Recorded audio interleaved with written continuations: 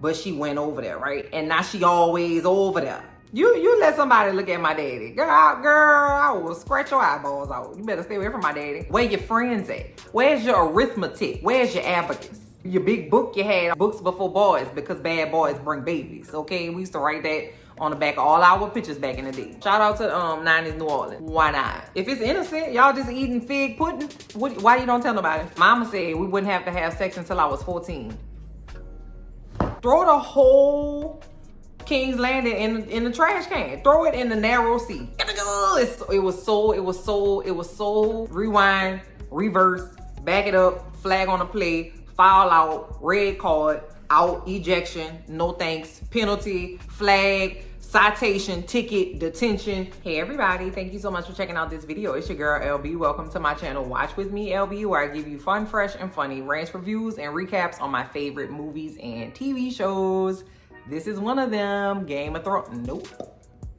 That's not what this is. This is House of the Dragon. This ain't been Game of Thrones like ever, so tighten up. You ain't but 30 seconds in. Tighten up. Episode 2, House of the Dragon.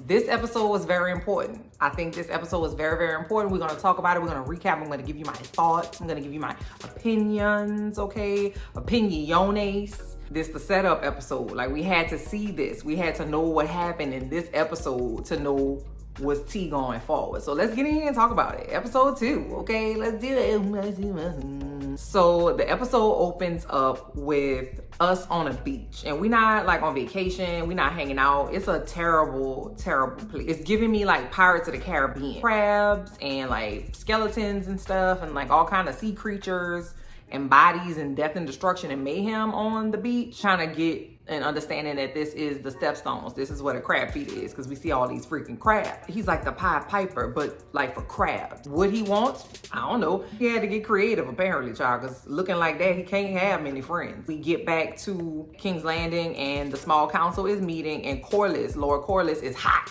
You know what I'm saying? He's coming in hot. This was good, because I done lost 4 ships. I lost buku men. People out here talking about me in the streets. What are you gonna do about it? We sitting out here talking about tournaments and who gonna do what, but I'm losing money. This is my business. I'm a businessman. They're in the room and they're having this discussion, and of course Rhaenyra is there pouring wine still, which I was like, pause, why is she pouring wine? Last week you told me she was gonna be the queen. Baby, you let me be the manager of an office depot. I'm not doing nothing, okay? I'm delegating. I'm not doing the little knick-knack, paddywhack, daytime, regular time stuff. Absolutely not. So that lets me further know that they don't respect her, and they just kind of got her as like a little placeholder. Rhaenyra is like listening, right? And so she's the cupbearer, and she's there, and she's like in the back, like being real still, polishing grapes and like looking real, just trying to blend in so she can get the tea. So she's like, listen, what are we having this conversation for? You have dragons. Won't you send your dragon riders over there? The king is like, listen, we gonna handle it. Everybody relax. You gotta just take your time with stuff like this. You can't just go down there and declare war every time somebody makes you mad. Rhaenyra is trying to talk to him about how we could just nip this in the bud. Like, it don't even have to be no conversation.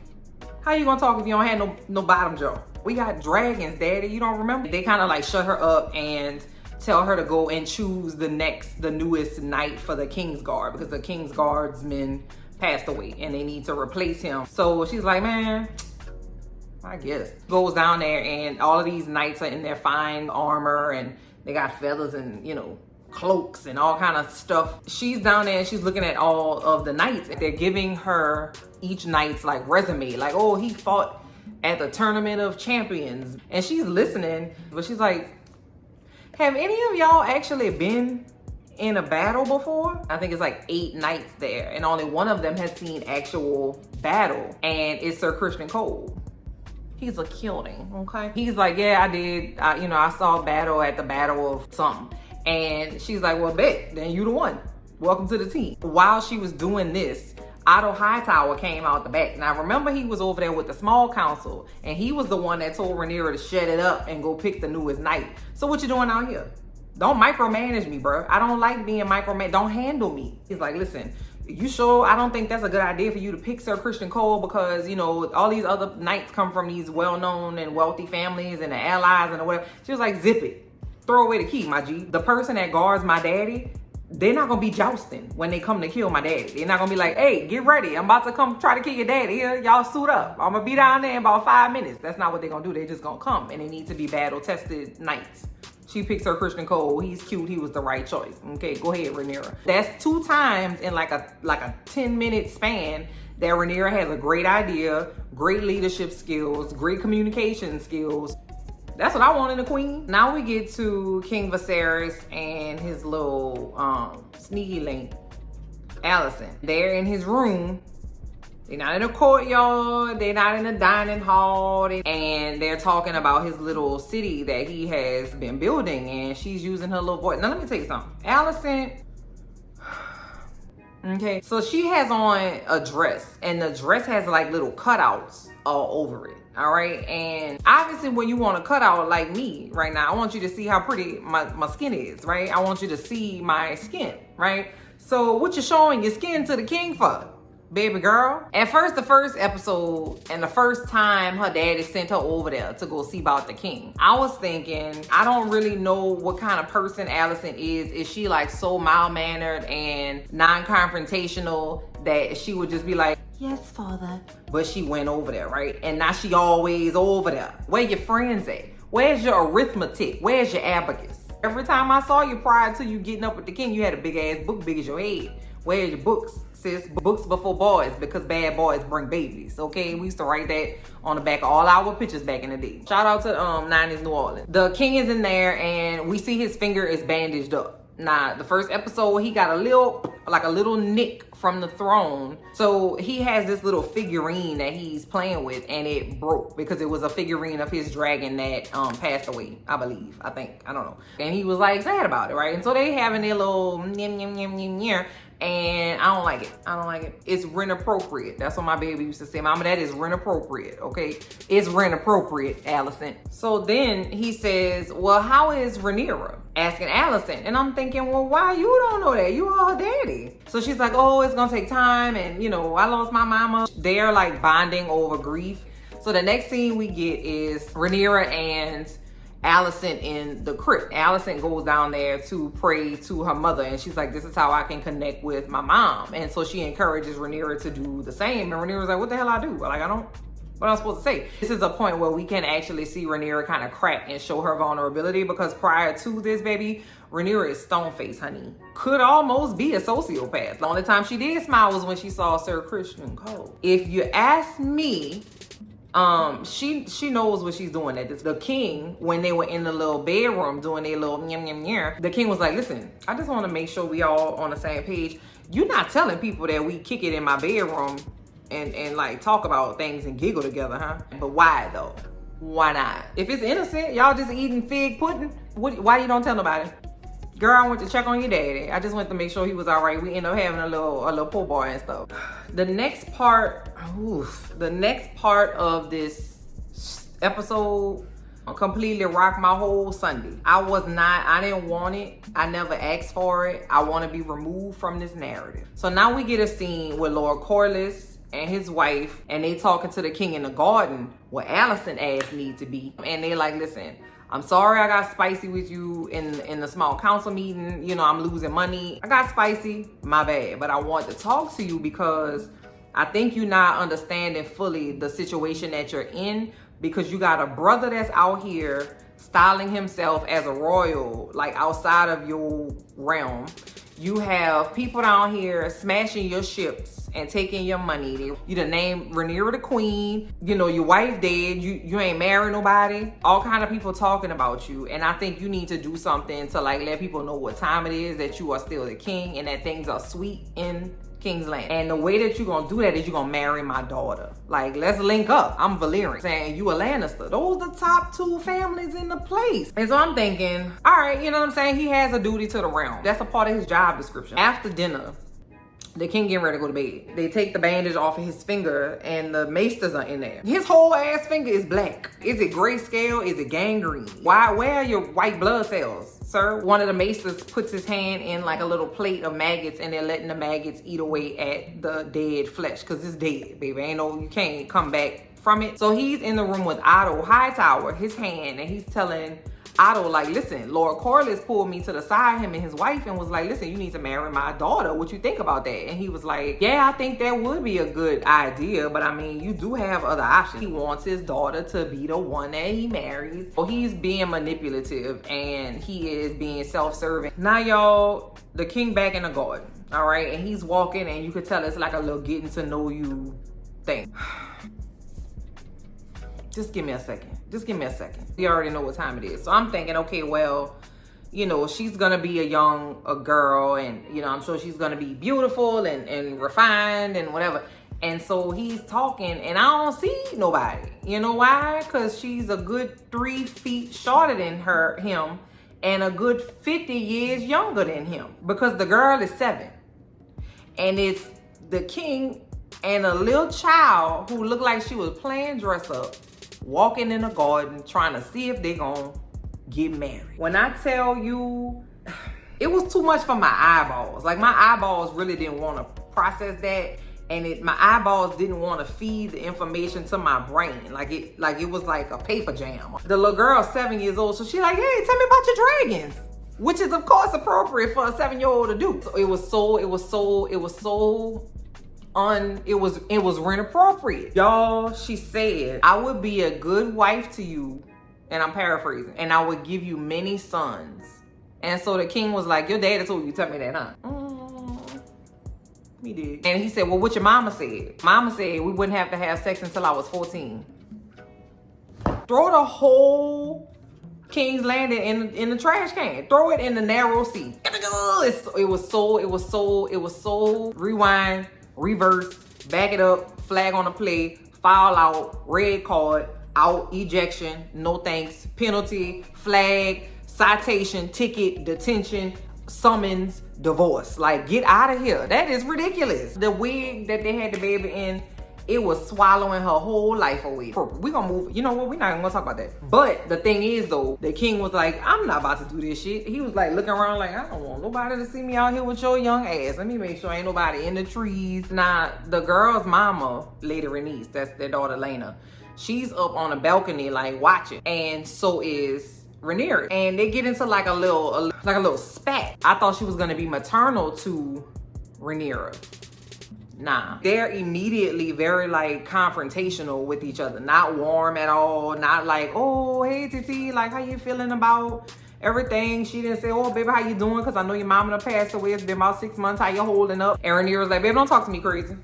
Don't make me mad and don't talk to me any kind of way, okay? I don't know what you're here for. I don't know what you're trying to accomplish, but I'm gonna be queen. You just mad because you the queen who never was. Very tense. And I'm here for the queen that never was because she's gonna be a great character, but currently I don't like her. So now, here go Viserys back over there with Alicent. Now they eating lunch in the dark in the corner. The king is telling her like, yeah, man, you know they want me to get married again.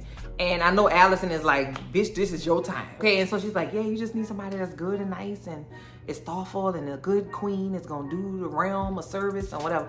And so then she's like, by the way, I got a little something for you. So you know he dropped his little figurine of his dragon and she went and took it to the stonemasons and had it fixed and gave it to him in a box. And he was like, oh, you're so good and kind. And I'm like,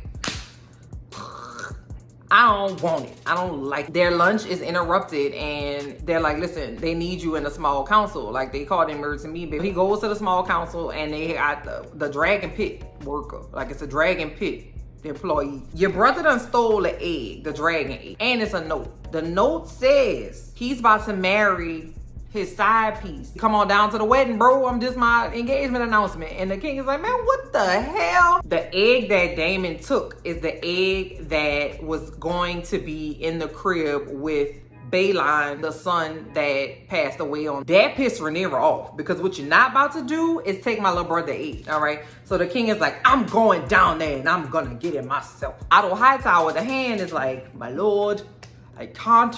I'm not gonna do that. It's too dangerous. It's gonna, and I'll go in your place. What are you gonna do, sir? What battles have you fought in? Oh yeah, y'all. So they go up there to Dragonstone. Dragonstone looks like a horrible place to live. It looked cold and drafty and wet and moldy and stanky and uncomfortable. In order to get to the door of Dragonstone, you got to walk the whole ass Great Wall of China. And we see Otto Hightower, the Hand of the King, and some members of the kingsguard, including Christian Cole, there to confront Daemon, get the egg, and tell him stop tripping. They meet up halfway. Daemon and his crew, the Gold Cloaks, and Otto Hightower and the kingsguard. His girlfriend or his fiance is there, and he has the egg with him as well. You know, they start to have a conversation, and you know, Otto Hightower is like, listen, you got to get your ass up out this castle. Give me the egg.